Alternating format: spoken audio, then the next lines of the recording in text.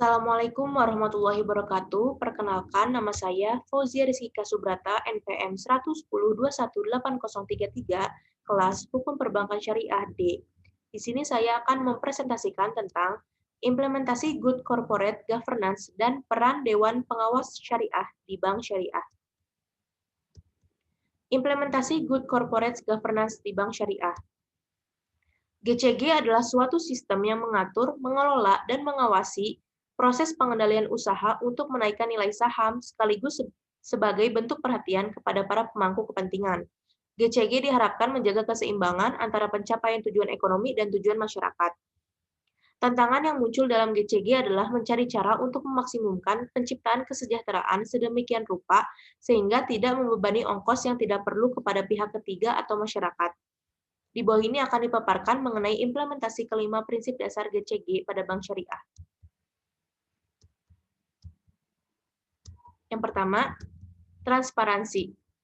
Dalam menerapkan prinsip transparansi, Bank Syariah harus menyediakan informasi yang material dan relevan dengan cara yang mudah diakses dan dipahami oleh pemangku kepentingan.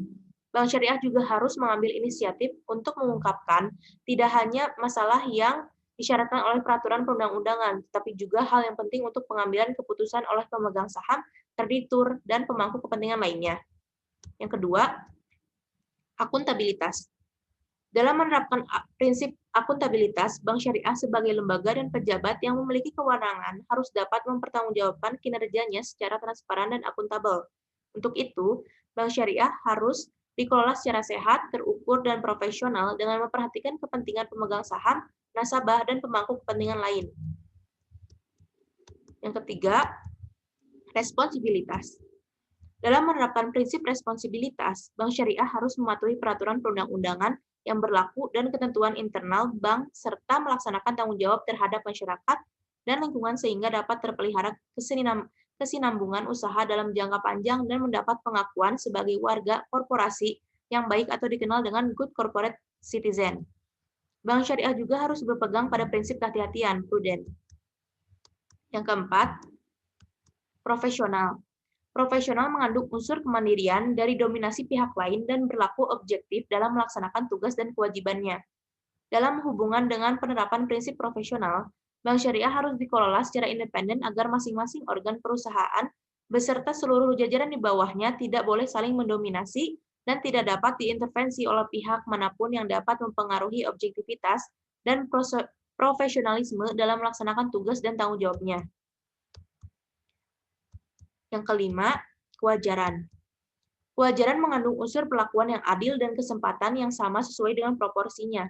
Dalam melaksanakan kegiatannya, Bank Syariah harus senantiasa memperhatikan kepentingan pemegang saham, nasabah, dan pemangku kepentingan lainnya berdasarkan prinsip kewajaran dan kesetaraan dari masing-masing pihak yang bersangkutan.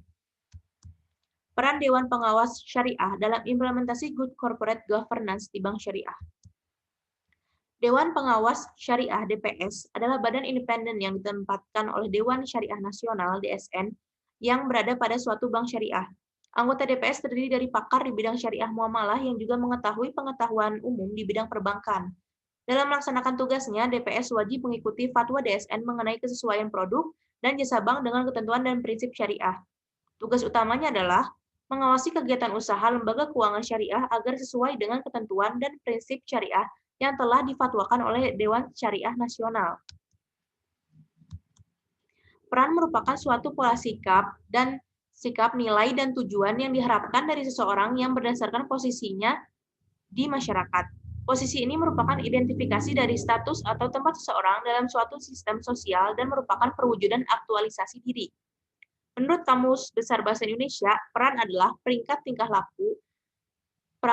laku yang diharapkan dimiliki oleh seseorang yang berkedudukan dalam masyarakat. AAOIFI dalam Governance Standard for Islamic Financial Institution (GSIFI) menjelaskan bahwa peran DPS adalah directing, reviewing, and supervising the activities of Islamic financial institution in order to ensure that they are in compliance with Islamic Sharia rules and principles. Artinya peran DPS yakni mengarahkan, menilai, dan mengawasi seluruh aktivitas institusi keuangan Islam untuk memastikan aktivitasnya sesuai prinsip dan aturan syariah Dengan demikian, menurut AAOIFI, ada 3 peran DPS di Lembaga Keuangan Syariah, yaitu melakukan penilaian, pengarahan, dan pengawasan atas aktivitas bank syariah agar sesuai dengan aturan dan prinsip syariah. Selain 3 peran di atas, DSN MUI menambahkan 1 peran DPS, yaitu melakukan sosialisasi dan edukasi kepada masyarakat tentang bank syariah melalui media-media yang sudah berjalan di masyarakat, seperti khutbah, majelis taklim, pengajian-pengajian. Atau lebih tepatnya, peran DPS menurut DSN MUI tersebut adalah sebagai pihak yang juga ikut memasarkan marketing bank syariah kepada masyarakat. Memperhatikan kepada peran DPS menurut AAOIFI dan DSN MUI, maka peran DPS dalam implementasi prinsip-prinsip GCG di bank syariah adalah sebagai berikut. Yang pertama, directing, yaitu memberikan pengarahan, pemikiran, saran, dan nasihat kepada direksi bank syariah mengenai hal-hal yang berkaitan dengan aspek syariah. Yang kedua, reviewing, yaitu mencermati, memeriksa, mengkaji, dan menilai implementasi fatwa DSN pada operasional bank syariah.